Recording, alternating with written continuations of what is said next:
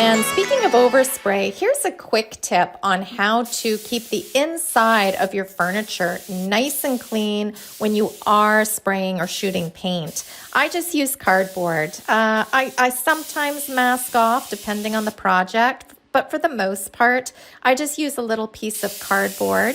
I place it where it needs to be so the overspray does not go into the inside of the furniture.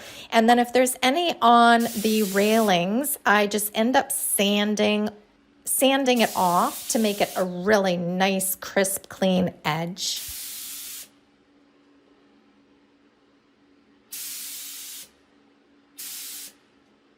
And I did the exact same thing for that Bondo drawer repair. I just put the cardboard right along the edge and sprayed.